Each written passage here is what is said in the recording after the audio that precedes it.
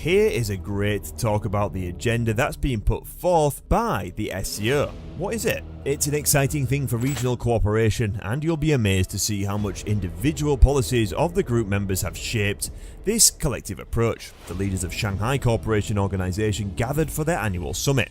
This organization, led by the powerful nations of China and Russia, was committed to strengthening the economic ties between the countries in the region. As the delegates sat around the table, they discussed the challenges of conducting trade with foreign currencies and the risks involved in relying too heavily on the US dollar. It was then that a bold idea was proposed. What if they used local currencies instead? Excitement ripped through the room as they began to consider the possibilities. By using local currencies, they could reduce the cost of risk associated with foreign exchange while also promoting their currencies and reducing their dependence on the dollar. But were still many questions to be answered. How would they create a system for exchanging these currencies, and how would they ensure that businesses and consumers would be willing to use them? Before jumping into the questions, let's discuss a little about the corporation. From security to infrastructure, the Shanghai Cooperation Organization, or SCO, has come a long way since its inception in 2002. Initially formed as a regional security cooperation organization, the SCO now encompasses a broad spectrum of dimensions, including economics, energy and technology. In 2003, the then 6 members of the SCO issued an outline for multilateral economic and trade cooperation, which laid the legal groundwork for economic cooperation and designated banking and financial service cooperation as a prioritized area. And now, undaunted by certain challenges, the leaders of the SCO put their heads together and crafted a bold plan. They would create a roadmap for using local currencies in commerce and develop alternative payment and settlement systems to support it. For instance, Iran's recent proposal for a single SCO currency aligns with their desire to strengthen economic ties with their neighbours. By having a common currency, it would make it easier for members states to conduct trade and investment. China's strained relationship with the US is another factor that has influenced the SCO's agenda.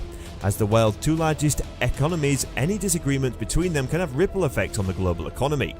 India's use of non-dollar currencies in its trade with Russia is another example of how the SCO members are exploring alternatives to the US dollar. Finally, Russia's efforts to soften the blow of Western sanctions have also contributed to the SCO's agenda. By promoting local currency settlements, cross-border payment systems, member states can insulate themselves from the effects of any financial restrictions imposed by the West. The creation of an SCO development bank could also help to address development shortfalls within the region by providing funding for infrastructure and other projects. Now, about the recent SCO summit, there is certain interesting points that emerged from it. One thing that stood out was the XI's reluctance to discuss the geopolitical risk of the US dollar dependence. While some may have found this surprising, it actually speaks to a larger concern shared by Chinese authorities. The vulnerability is precisely why Chinese officials are actively working to create alternative mechanisms that can help protect against this risk. They understand that dependence on the US dollar carries inherent risks, especially in today's globalized economy where the actions of one country can have far-reaching consequences for others. The yuan, a name that may not be as well known as the dollar or the euro, but make no mistake is on the rise, and while some may speculate that China's ultimate goal is to overthrow the dollar and rule the world's financial system with an iron fist, that's not the whole story. The future. Beijing, the bustling capital of China, a city that exudes an air of power and prestige, is focused on strengthening the yuan as a regional reserve currency, building up Chinese institutions, and collaborating with intergovernmental bodies like Shanghai Cooperation Organization (SCO). It's a strategic move boosting the use of yuan in cross-border trade and investment. This doesn't mean that China is turning its back on international markets. Beijing still wants to ensure that the yuan has a prominent place in the global financial system, even in the midst of geopolitical crises. The yuan is already gaining ground in countries like Russia, India and Pakistan, with increasing use in trade settlements and investments, and as China continues to build up its financial infrastructure and increase its influence in the region. The yuan's role as a regional reserve currency is likely to become even more prominent. So while China may not be gunning for global domination with the yuan just yet, it's certainly making moves to secure its place in the financial order. And of now, it's been clear enough. The Chinese are on a mission to break free from the shackles of the mighty dollar And they're not going it alone. From bigwigs in Beijing to grassroots initiatives in local financial institutions and governments, China is pulling out all the stops to stop the de-dollarize.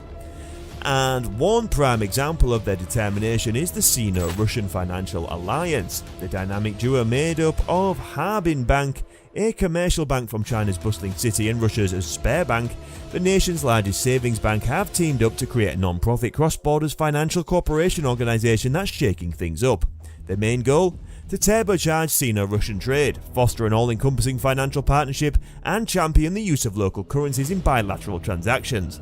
It's time to wave goodbye to the dollar and hello to a new era of monetary liberation. A formidable financial alliance was born with 35 members hailing from 2 of the world's superpowers. The crew was composed of 17 tough-as-nails Russian organisations and 18 Chinese financial gurus, including small and medium-sized banks, insurance firms and trust investment businesses. The Vice Governor of Heilongjiang Province, Sun Yao, expressed that the alliance was an indispensable platform for the China-Mongolia-Russia economic corridor's growth. With such a powerhouse behind the project, the possibilities were endless. The stage was set for a grand entrance into an era of new financial prosperity. A small Chinese bank nestled among the towering giants of the global financial system, breaking away from the norm and embracing alternative payment and settlement mechanisms, free from the shackles of dollar domination transactions. These banks are the perfect pioneers of de-dollarization techniques, and what's more, they're not afraid to collaborate with their Russian counterparts to evade sanctions.